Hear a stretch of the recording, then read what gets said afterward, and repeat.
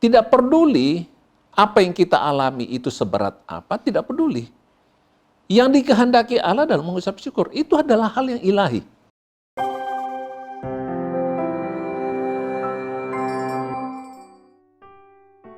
Ya, shalom saudara, selamat jumpa kembali dalam Voice of Hope hari ini.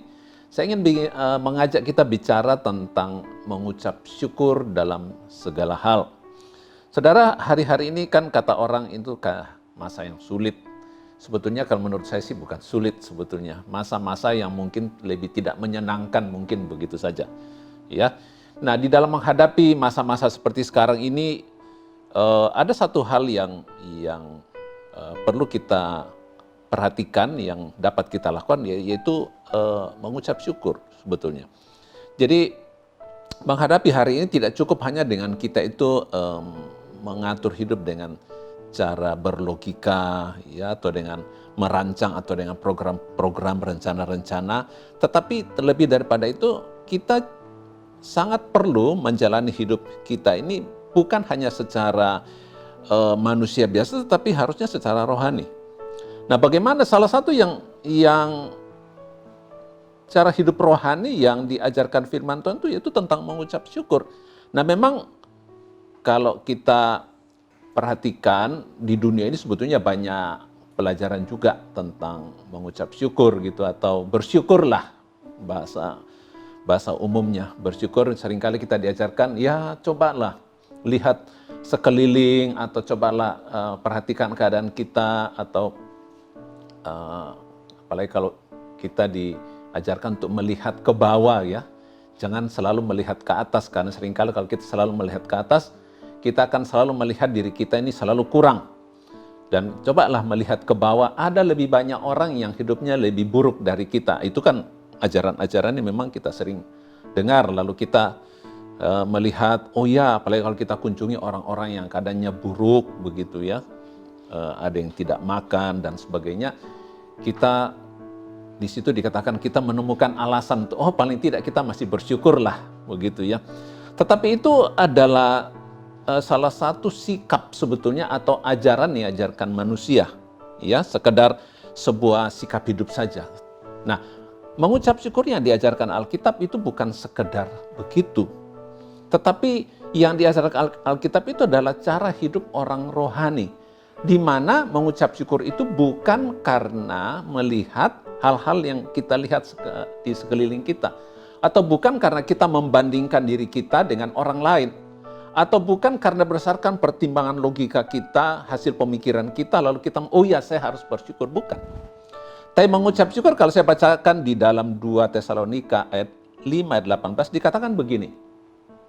Mengucap syukurlah dalam segala hal, sebab itulah yang dikehendaki Allah di dalam Kristus Yesus bagi kamu. Nah, di sini dikatakan di dalam segala hal.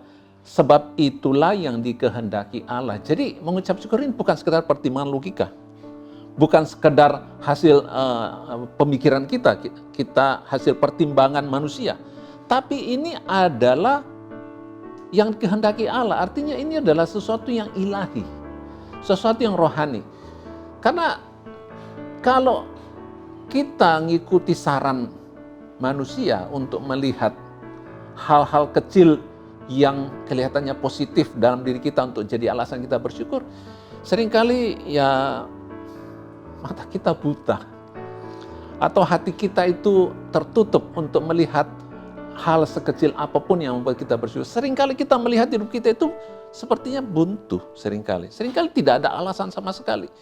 Sehingga kalau kita lihat apa yang diajarkan oleh kebenaran firman Tuhan, itu bukan karena sekedar yang seperti begitu, tetapi tidak peduli, ya, kondisi kita ini seperti apa, tidak peduli apa yang kita alami itu seberat apa, tidak peduli.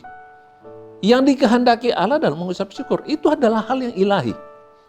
Dan coba kita lakukan, ya, tanpa kita ini melihat atau membandingkan atau pertimbangan manusia, tidak usah pikirkan itu. Apapun kondisi sekarang, taat, mengucap syukur itu artinya apa sih? Mengucap syukur artinya begini, Tuhan, apapun yang ada sekarang ini aku tahu, semua ini adalah yang dikehendaki Tuhan. Nah seringkali kan kita mungkin ya merasa bahwa saya banyak kesalahan di masa lalu, atau ada rencana yang tidak jalan dengan baik, atau mungkin bukan kesalahan saya, atau ada kesalahan orang lain, ya, atau pihak lain, atau mungkin sekarang ya seluruh dunia menyalahkan gara-gara COVID dan sebagainya, sehingga mungkin pengaruhnya ke kita, sehingga kita merasa ini keadaan tidak baik begitu. Tidak ada alasan apa dasarnya saya mau mengucap syukur. Nah, saudara, Alkitab mengajarkan tidak usah dilihat itu. Itu bukan menjadi alasan, itu bukan menjadi dasar pertimbangan kita untuk kita bersyukur. Mengucap syukur itu adalah semata-mata karena perintah. Itu semata-mata adalah karena kehendak Allah. Nah, sekaranglah saatnya kita ini melakukan kebenaran firman Tuhan bukan berdasarkan karena pertimbangan manusia. Tapi berdasarkan karena apa? Apa yang dikehendaki Allah. Hanya itu saja, simpel sekali. Ya, jadi tidak usah melihat, tidak usah membandingkan diri kita dengan orang lain, tidak usah memperhatikan apapun, ya, tidak ada alasan apapun.